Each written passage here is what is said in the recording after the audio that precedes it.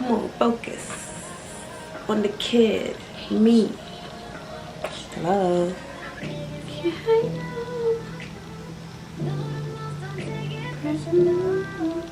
Okay, so I don't know if I'm really finished with these notes for this video because I don't think I finished the outline. But there's a lot. There's a lot here. So I feel like I have enough for a video. And for some reason I really wanna make a video. Okay. So my notes are over here. So I'll be looking over there.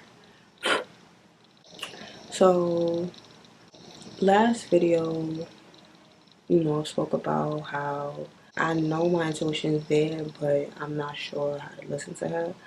And, I'm like, I'm working on listening to myself, right? I don't know what I was doing, but it came to me and it was like, bitch, you need to slow down. So that's exactly what the fuck I'm doing. I'm slowing down. I feel like I be moving so quickly at times. When I'm on like hyper speed, I'm really in autopilot, and don't nobody want to be in autopilot. I want to be present, I want to be aware, I want to be, here. So I need to slow down, and that's how I'm going to be able to better hear and take heed of what my intuition is telling me. For me, that I know for a fact that's where I need to be at to hear my intuition, because I be else the fuck with, and that's why I'm like, oh well, I don't know, like, you know what I'm saying. So while I'm also sometimes moving too fast, sometimes I'm just not present, and I don't really be doing anything, and I want to get more awareness out of my day. I don't know exactly what the statistic is, but they was like how you think 95,000 thoughts. I don't know, some big number. You think hella thoughts every day, but okay, maybe 95 was like the percentage. So you think hella thoughts every day, but 95% of those thoughts are thoughts that you had yesterday. Like, you basically on autopilot, like I was saying. And I don't want that much of my day to be taken up by a bitch on autopilot, because no, we want to do new tricks. This bitch is doing the same loop-de-loops and it's not cutting it. I want to do something new, right? And I want to listen to my intuition, so slowing down, right? Taking shit more moment by moment. Because things be happening, and at the very beginning, it be feeling scary, and it be feeling like, damn, oh my gosh. But I be having to step back from that feeling even, and being like, okay, so like, where do we want to go? You know what I'm saying? Like, how do we want to treat this? Cause not for nothing, that hype feeling, or that I don't know how to explain it. That feeling of like, oh my gosh, it really just be anxiety. And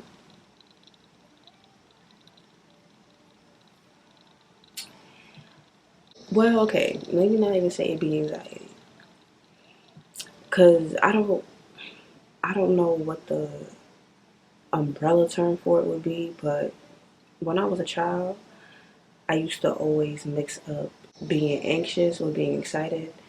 So, oh no. I would always mix up being excited with being anxious. So I would know, like, I'm about to have like a fun ass day out with my family. Like, we about to go to the music park. It's about to be super lit. Obviously, I'm excited, but the feeling in my body felt like anxiety. So I would just be scared the whole day before we go, like just on edge.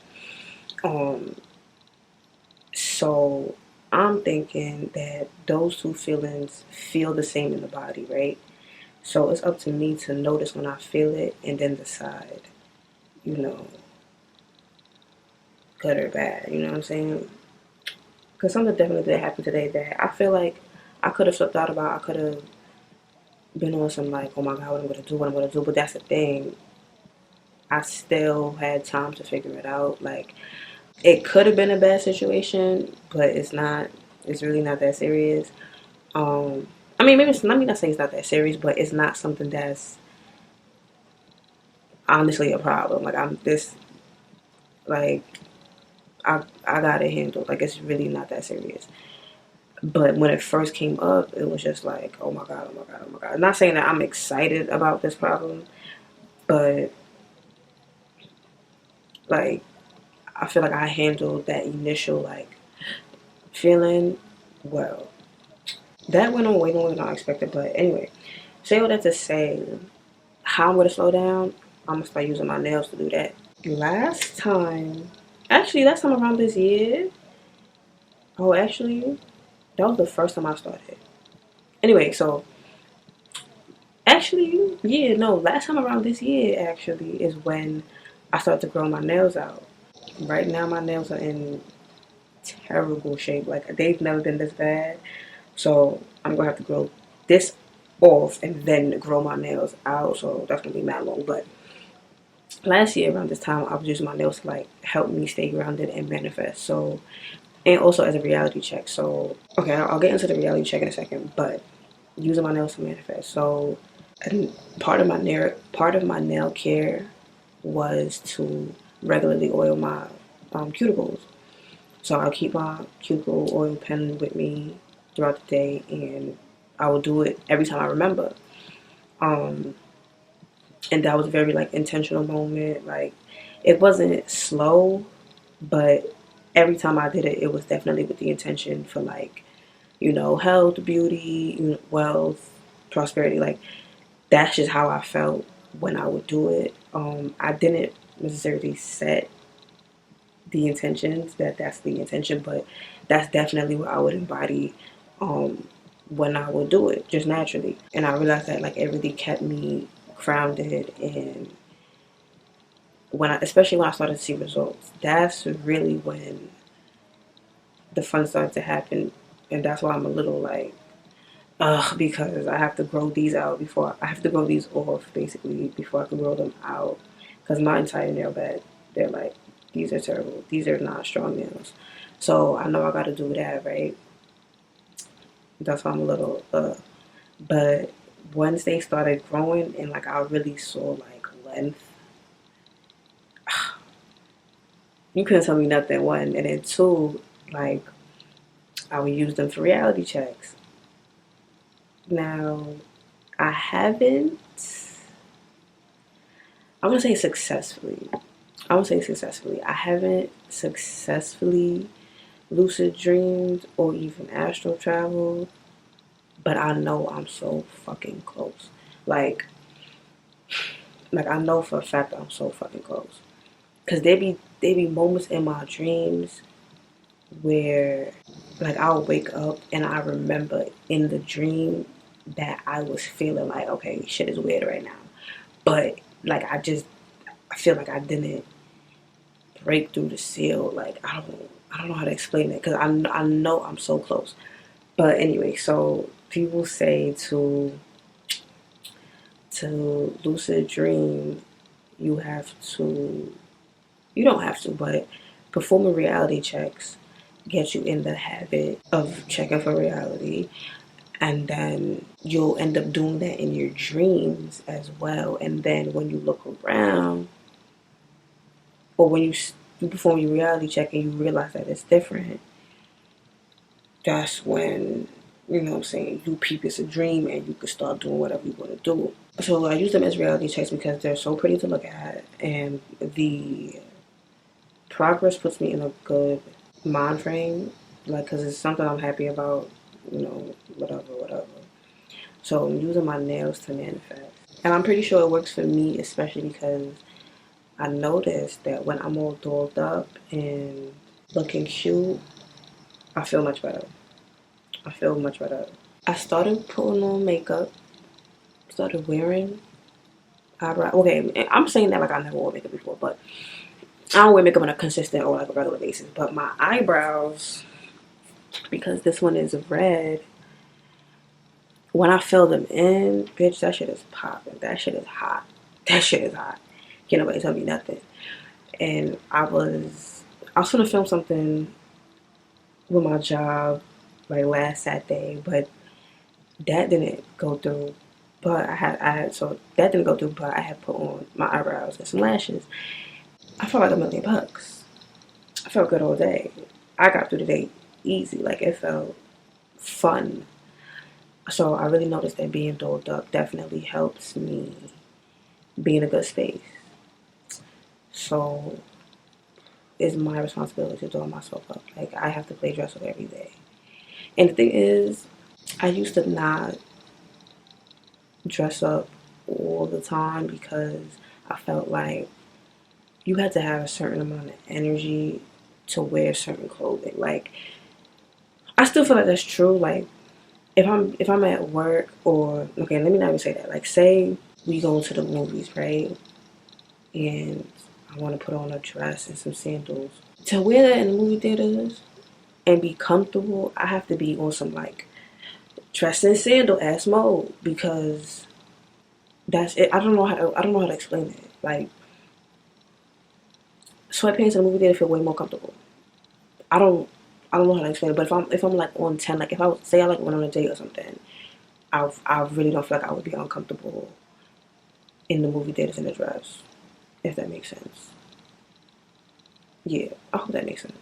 This is kind of I I don't feel like it's a stretch to segue, but my next thing that I wanted to talk about was just like knowing my worth. I can't claim to be $1,000,000 bitch, but don't treat myself like $1,000,000 bitch. Like, yeah, it just don't make sense to me. I was just like, if I feel like know my worth, I I see abundance and wealth and health and like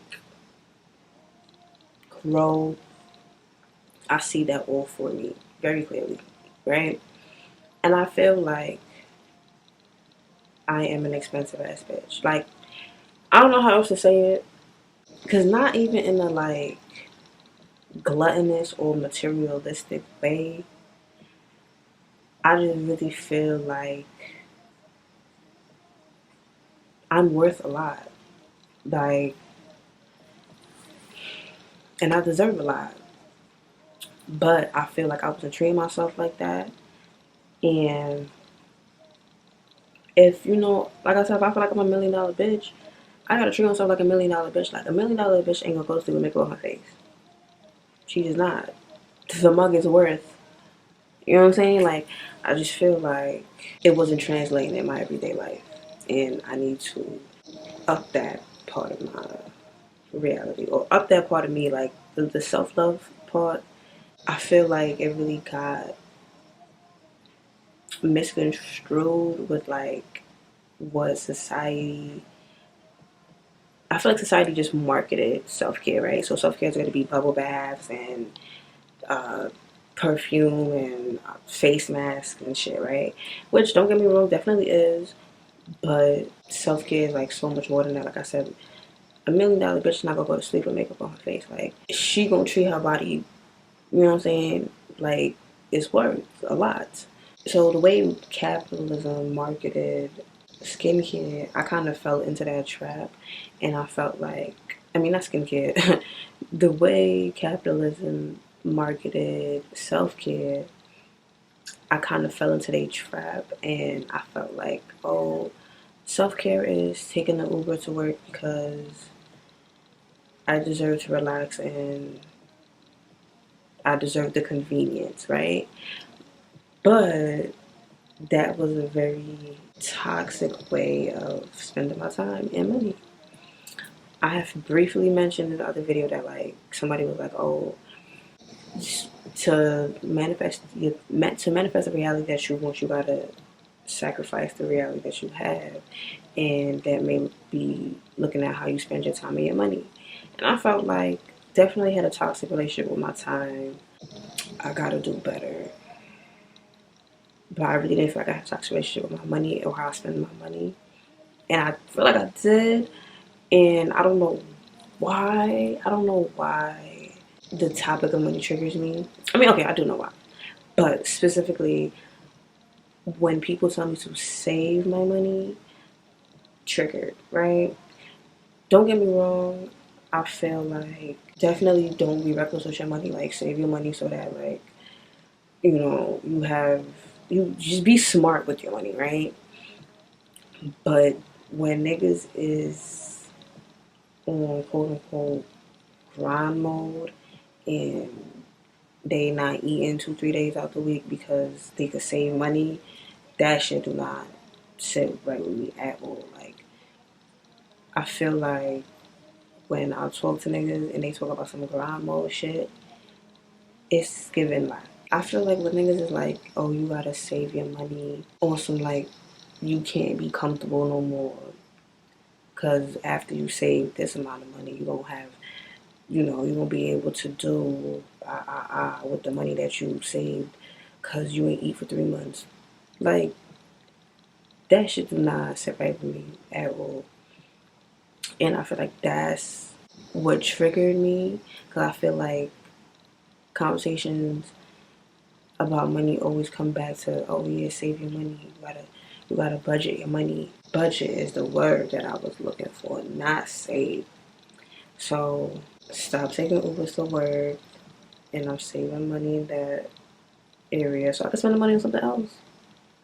Duh. Like now that I look at it like that, like if I save money here, I could spend it here. And I think the problem was really with that I could have spent my money. Like why wouldn't I be able to spend my money? That's what it's for. I don't. That's what it's for. Why wouldn't I be able to spend my money? Like because if I don't spend my money for a whole year, I'm gonna be able to spend it on this one. Like, okay.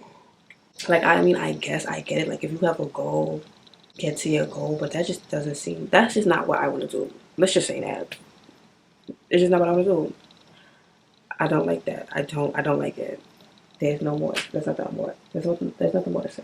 I feel like my grind mode and other people's grind mode is two different grind modes. I feel like when I'm saying I'm on grind mode, like don't get me wrong, maybe a little more frugal with my money, but that's also because I'm really on some like go within type shit. Like I really don't have no time for too many external things because I'm really trying to elevate myself, like on some like spiritual, mental shit, like really trying to figure out what the fuck needs to be cleaned up, what the fuck needs to be thrown out, because I see I see problems in my reality that are clearly telling me in what areas I'm lacking.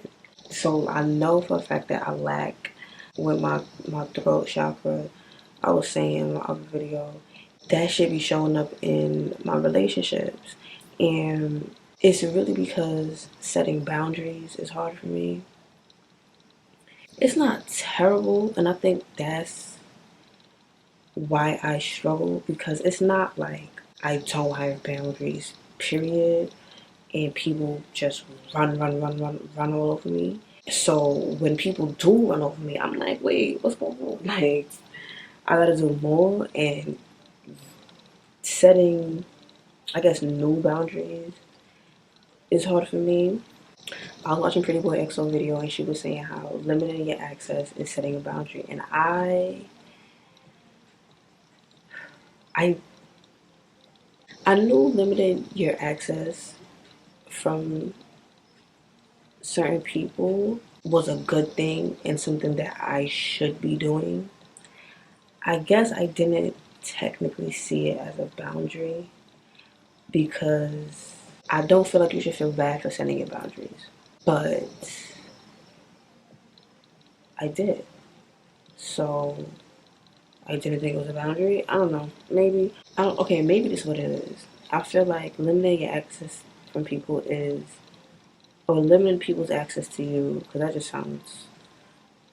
Anyway, limiting people's access to you, I'm not sure where to go with this. Like, I feel like I know what I want to say, but I really don't know how to say it. Yeah, so limiting people's access to you is a boundary that maybe I feel like I didn't see it as a boundary, or maybe I didn't, cause I don't know, cause I feel like when I say no, it's a problem, and I feel like it's the word access that I'm having trouble with, because like if somebody asks you for right, and you say no, I feel like they had the access to ask me, but the problem is with I really don't know. I really don't know. So like I know I have to I know I have to set boundaries. I'm just not sure. I'm not sure how to deal with the emotions that come after setting my boundary, because that's what the thing is. I'll set my boundary, and then people will have a problem with me setting my boundary, right? It's like, oh, what, why, what's going on? I don't really like this, right? And that's when I feel bad. But I shouldn't feel bad, because I'm setting this boundary because you felt okay to do, say, whatever you did. And I'm letting you know that that's not okay. So now you have to deal with feelings, but I'm the one dealing with feelings. So that's why I don't like setting boundaries, because I know what's gonna happen after I set that boundary, and it's just easier for me to go on whatever the fuck they got going on than to set my boundary, right? But that's clearly keeping the peace, but starting a war within myself, and that's where the problem is. That's where the problem is. That is where the problem is. I I guess I just gotta remember, like, they had you fucked up, so now we're gonna level the playing field, and then we can move on past that, because the way people respond to you setting the boundaries do say a lot. Do say a lot. It really do. It really do. So that's that. Okay, I'm pretty sure. Oh, of course, my battery's dying now.